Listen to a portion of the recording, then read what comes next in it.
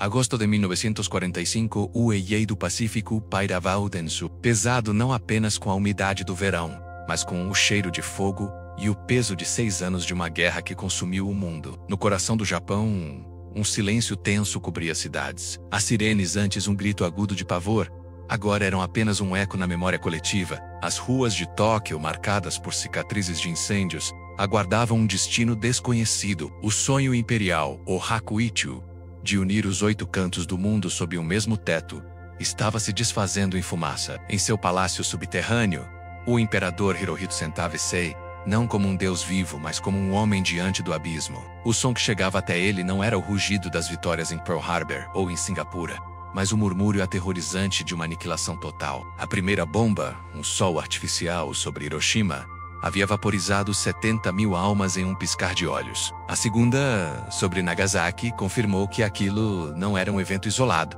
mas o prólogo de um apocalipse. O inimigo não estava mais nos portões, ele estava no céu, com o poder de transformar a terra em cinzas. O Conselho Supremo de Guerra reúne-se em um impasse sufocante. De um lado, os generais, homens forjados na doutrina do Bushido, cujo vocabulário não continha a palavra rendição, para eles a única honra residia na morte. O general Anami, ministro da guerra, falava de uma última batalha gloriosa em solo pátrio, a Operação Kitsugo. 100 milhões de almas armadas com lanças de bambu, se necessário, lutariam até o último suspiro. Era uma visão de sacrifício nacional. Um mar de sangue que engoliria o invasor e o próprio Japão. A honra seria preservada, mesmo que a nação deixasse de existir. Do outro lado, os civis do conselho, como o primeiro-ministro Suzuki e o ministro das Relações Exteriores Togo, viam a realidade nua e crua. Eles ouviam os relatos dos sobreviventes de Hiroshima, histórias de sombras gravadas em paredes e rios cheios de corpos. Eles entendiam que a resistência fanática não era mais uma estratégia, mas um suicídio em massa. A escolha não era entre vitória e derrota, mas entre a rendição e a extinção completa da cultura e do povo japonês. A União Soviética, rasgando seu pacto de neutralidade, invadia a Manchúria, esmagando o exército Kwantung. O cerco estava completo. Não havia mais para onde fugir.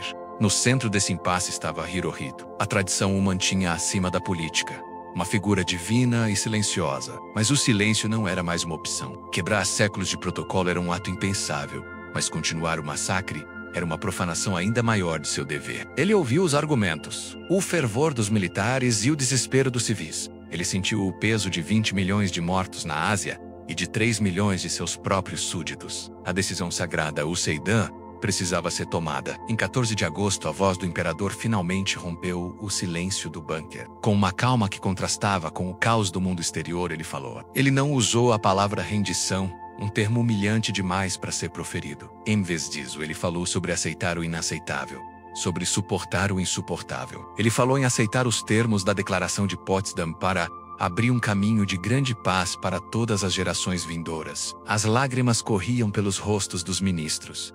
Alguns de alívio, outros de vergonha. A decisão estava tomada. O império iria se curvar. Mas a guerra não terminaria com um decreto. Naquela noite, a escuridão de Tóquio foi cortada por sussurros de traição. Jovens oficiais, liderados pelo Major Kenja Tanaka, recusavam-se a aceitar o fim. Eles viam a rendição não como uma necessidade, mas como uma desonra final. Seu plano era desesperado.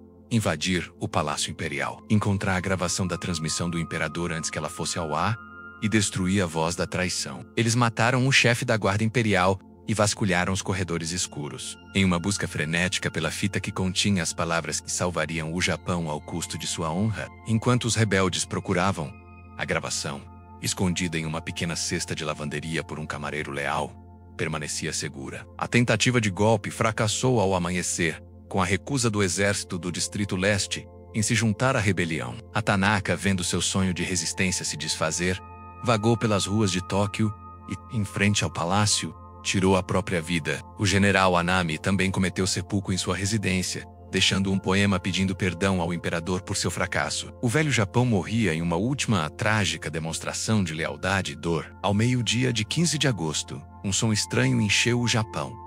Pela primeira vez na história, o povo ouviu a voz de seu imperador. O Gyokuon Ozu, a transmissão da voz de joia, saiu dos rádios. A linguagem era formal, arcaica, difícil de entender para muitos, mas a mensagem era clara. A guerra, ele disse, não se desenvolveu necessariamente em vantagem para o Japão. Ele mencionou uma nova e cruel bomba. E então, a ordem: suportar o insuportável. O Japão estava acabado. Um silêncio profundo caiu sobre o arquipélago. Nas ruas, as pessoas se curvavam em direção aos alto-falantes, chorando abertamente. Não eram lágrimas de alegria, nem de tristeza, mas de uma emoção complexa e indescritível. O choque do fim de um mundo. O sonho de um império divino, forjado em 1000 anos de história e uma década de conquista sangrenta, havia se dissolvido no éter. O som da voz do imperador não foi o estrondo de uma bomba, mas algo mais profundo. Foi o som de um colapso. O sonho imperial estava morto. E em seu lugar, em meio às ruínas e ao silêncio, uma nação inteira precisava aprender a viver novamente. Obrigado por assistir. Se esta história ressoou com você, considere se inscrever para mais mergulhos profundos nos momentos que definiram nosso mundo. Até a próxima.